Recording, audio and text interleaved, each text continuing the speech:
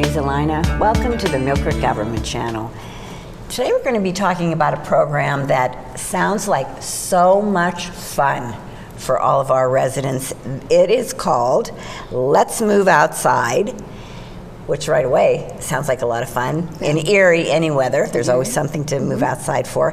Tell us about this project. We have Melinda Meyer, and Melinda is the Let's Move Outside Passport Project Coordinator. Correct, yeah. Thank you for letting me know, first off, that this program was in place, and we can get the word out to some of our viewers. But first off, they're probably thinking, okay, what is Let's Move Outside, the Erie County Recreational Passport? Good question. Yeah. It's a lot of words. A lot of words. Let's move outside. What is it? Well, we're glad to be able to share this with your viewers. The Let's Move Outside Erie County Recreational Passport is a new program. It's a pilot program that is being coordinated with the Erie County Department of Health and an organization called Erie Yesterday and Visit Erie. And what it is a system of 10 recreational trails that are located throughout Erie County. And the program uses art and history to get people out on those 10 trails and exercising and physically active and enjoying all that there is to see in Erie County. How did this even come about? Where was this idea started?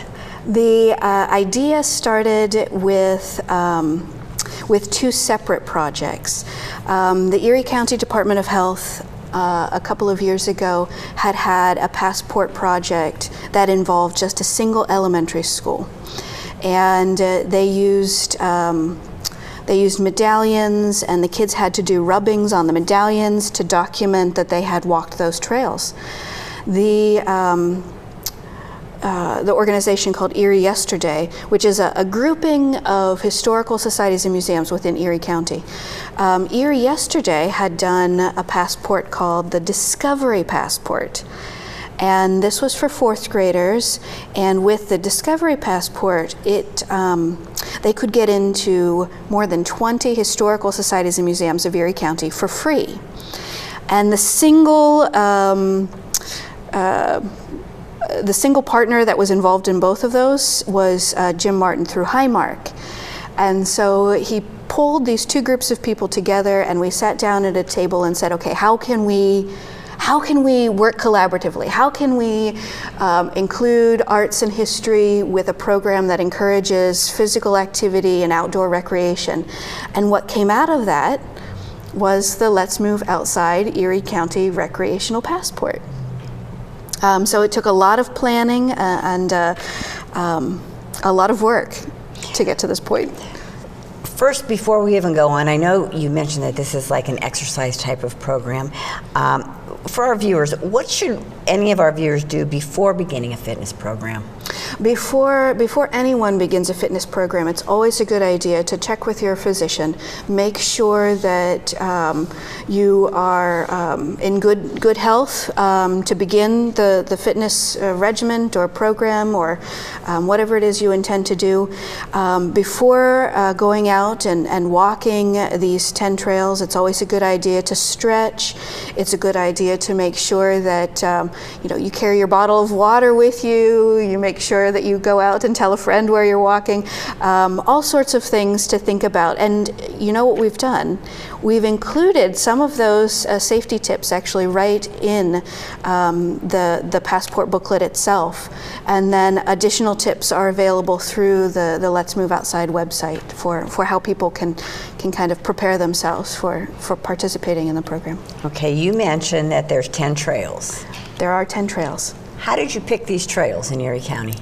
Yeah, great question. We wanted to make this program a county-wide program, and in order to do that, we knew that we really needed to have the trails located proportionately throughout Erie County. So we looked at a map of the county, and we said, that there are some rural areas, there are some urban areas. Why don't we select half and half? Why don't we choose 5 downtowns to host trails, and let's use 5 existing wooded trails? And so we looked at the map of Erie County, and we selected 5 urban centers, and they are the ones that you would think of. We have downtown Girard hosting a trail, Northeast, Erie, Waterford, and Corey, all hosting urban trails. And then once we selected those, we looked at the gaps in the map, and of course the folks at the Erie County Health Department, they'd been working on an inventory of trails in Erie County, and they were able to say there are some really good trails in this township, some really good trails here, and from there we began to work with the townships to select which trails they wanted to use. And now it's decided. And now it's decided, and we've got 10 trails, and it truly is countywide. It truly is countywide. How am I going to find out where these trails are to begin with, and then how are they marked? There are a couple of different resources that people can use to find the trails. Okay. One is the physical booklet, which is the passport booklet itself. And we have passport booklets available throughout Erie County. They are available at all of the YMCAs in Erie County, all of the public library branches, including Blasco Memorial Library. They are located, many of our historical societies and museums have them at their front desks. Many of our townships have them in their office buildings. So these can be picked up at a lot of different places. And is this a passport booklet that you're holding right here? This is a passport booklet that I'm holding here. So this is one of the resources that people can use to figure out which trails are included in the program. Okay. The other resource is the project website, which is a great place to start. And what is that website's address? It is www.letsmoveoutside.org. Okay. And on the project website, people will be able to see all 10 trails, the listing of all 10 trails, and we have a separate page for each trail. Actually, we also have a map of Erie County showing locations of the trails, and we have another map that shows locations of places that have passport booklets for people to pick up. Okay. Now, I understand there is a contest involved in this. There is a contest for the passport project. It's going on now as we speak. As we speak. As we speak. We have a little over 700 people registered on the project website and committing to be part of this contest. So what it is from June 1st to October 20th, people can go out and walk all 10 trails. On the trails, they're going to find a trail marker. And the trail markers are beautiful works of art. And at the top of each trail marker is a 10-digit passkey. All right. Okay, so people can find the passkey. They can log it in their passport booklet. We recommend that everyone take a pencil with them when they walk, or a tablet or a passport booklet. They jot down that 10-digit passkey, and then when they have the time to get on the computer and search the internet, they can go to the letsmoveoutside.org website, register, create a login, and at any time they can log into the website then and begin to enter those passkeys. So once all 10 passkeys are entered, all right, then the registrant is automatically entered into a grand prize drawing. And we've got some really great prizes. Which are? People can win a kayak. They can win a bicycle from Lake Country Bike. They can win a weekend stay in the cabins at Camp Sherwin that was donated by the YMCA. So we've got some really fun prizes, outdoor related prizes, because to keep you moving. Keep people moving. But I also want to stress too, once this contest, right now they're having this contest, but this program is still going to be running even after this contest. Correct. You're going to have the trails there. Yeah, they're not going anywhere. They're not going anywhere. The trails are not going to go anywhere. The trail markers are not going to go anywhere. And I know we've kind of, we haven't really talked about the trail markers just yet, but I know that we will. The trail markers are permanently installed on these trails. And even though the contest for the first year runs June 1st to October 20th, in November, December, January, February, March, people can walk these trails and see the trail markers. And then of course next year, our plan is to start the contest perhaps even in May.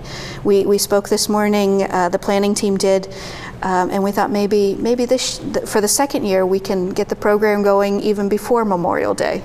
What a great idea. Yeah. Well, the first year, I think, too, with this program, you're learning with every step that you take. Yeah. So, and then you'll be able to implement this for the future. Yes. Now, I find it interesting that this program combines art, history, outdoor recreational trails. Can you tell me a little bit about each of these program parts? Certainly. The art that we're bringing to the program is in the form of the trail markers.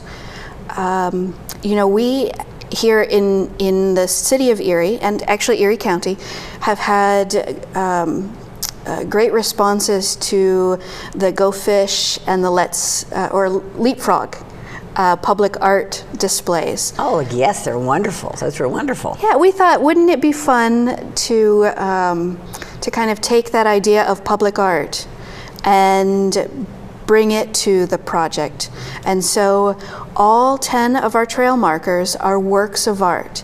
We commissioned a local artist, Tom Ferraro, to design, fabricate, and help install all 10 trail markers, which are, again, works of art. What he did through the design process, this was phenomenal what he did. Tom first identified schools or groups that work with children in each of the 10 trail communities. Okay. And so he contacted them and invited them to be part of the design process. So, for example, in Harbor Creek, we have the Harbor Creek Trail going around Harbor Creek Community Park. Tom contacted Clark Elementary School, and he explained the project to them, and they decided that 40 of their 5th graders would help Tom with the design of the Harbor Creek trail marker.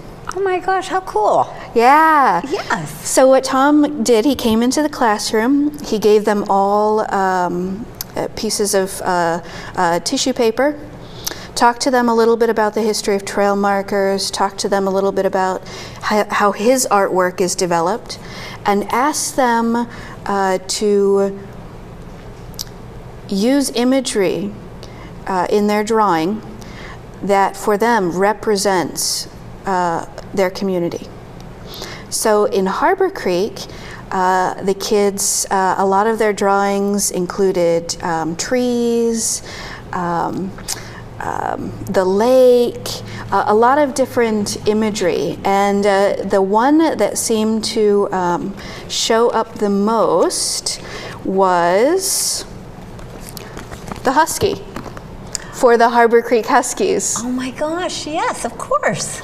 And so when Tom took their artwork, he took all of their artwork, placed it out on a table, and pulled ideas from their artwork, and then came up with the final design. And because so many of them included the husky, he included a Harbor Creek Husky in the design of the Harbor Creek trail marker.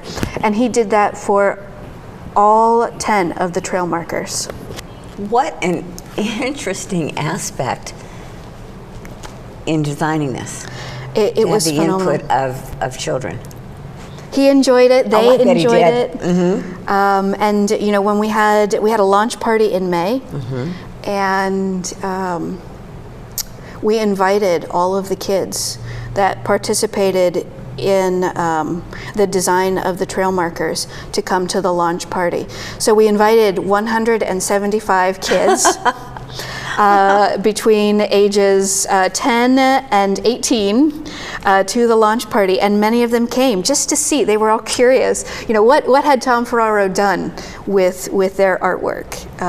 So they came out just to see that. How exciting for them. Yeah. You know, and when they go on the trail, they'll know that they were a part of that creation. Yeah, yeah. That was the hope, to kind of... Tom had a great idea. He did. He really did. So every trail marker on all 10 trails have had input from the youth in that area. Yes, yes. I like it. I like it a lot. And then Tom is a painter. And so the artwork included a couple of other different components. And because this was a new process, he actually worked with a couple of other artists to get their input on the trail marker as well. So when you look at the Harbor Creek marker, you'll see the circle here. Okay. That's actually glass. It's almost 2 inches thick. And Tom worked with glass artist Ed Grout to help design that part of the trail marker. And then you can't see it in this picture, but there is a steel frame for the trail marker, and metal artist Evan Everhart was pulled in by Tom and helped to do the welding for all 10 trail markers. So, well, my feelings are the pictures probably do not do them justice. So everybody has to get out there and check out these trail markers on your own. Yes, yes. For yourself. So now that's how you brought art into it, and history? And history. What we did, again, to make sure that this was a county-wide project, in each of the 10 communities hosting trails, we built a small team of people to help guide kind of the project in their community.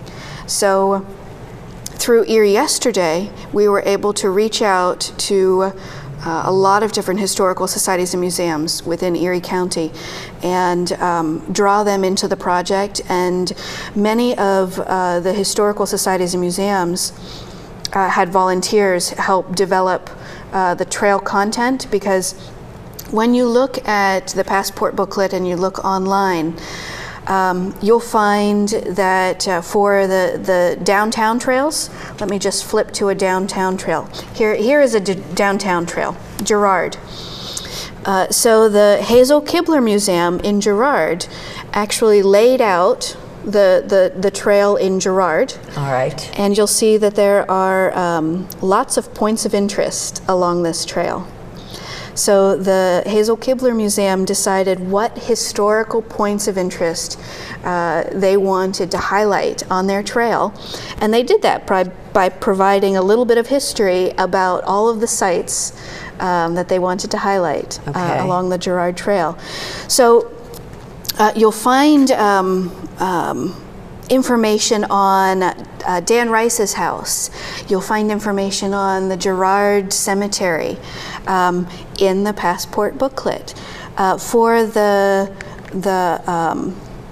wooded trails, what we did is we included other points of interest. So when you're walking through the woods, you may or may not walk by something that is historically interesting or historically significant. Okay.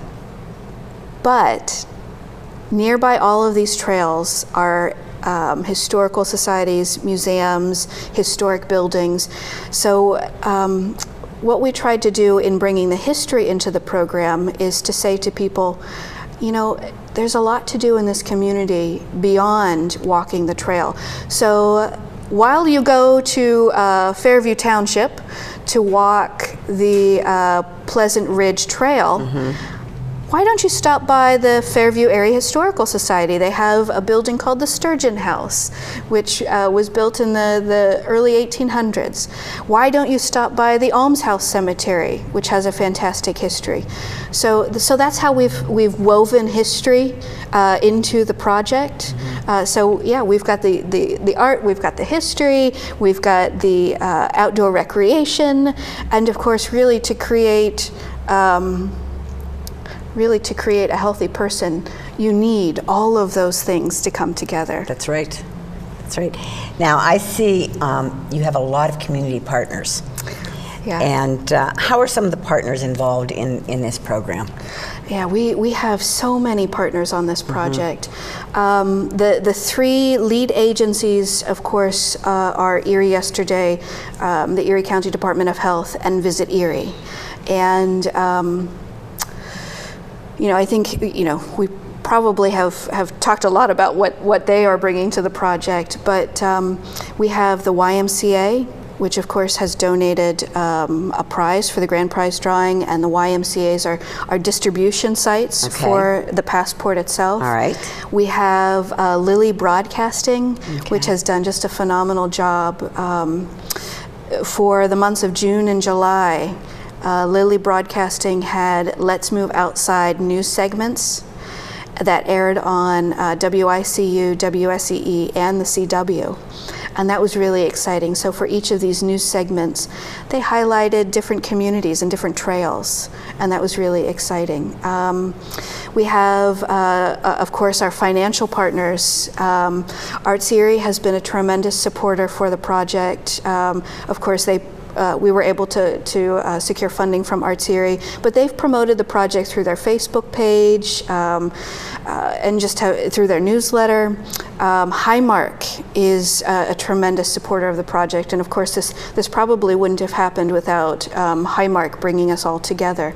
The Erie Reader has been a phenomenal partner. Of course, the Erie Reader is focusing on arts history and hot topics in our community, and the program kind of fit with what they're doing.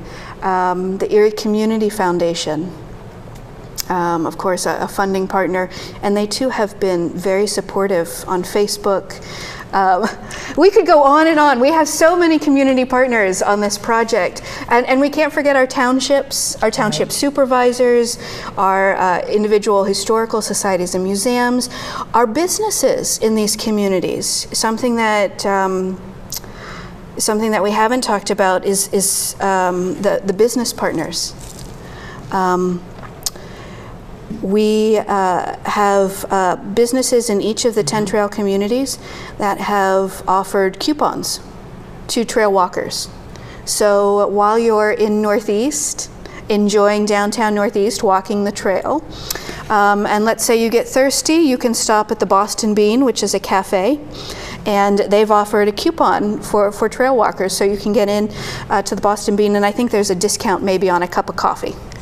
So the whole community, no matter where you are, the whole community has pitched in. You've got businesses.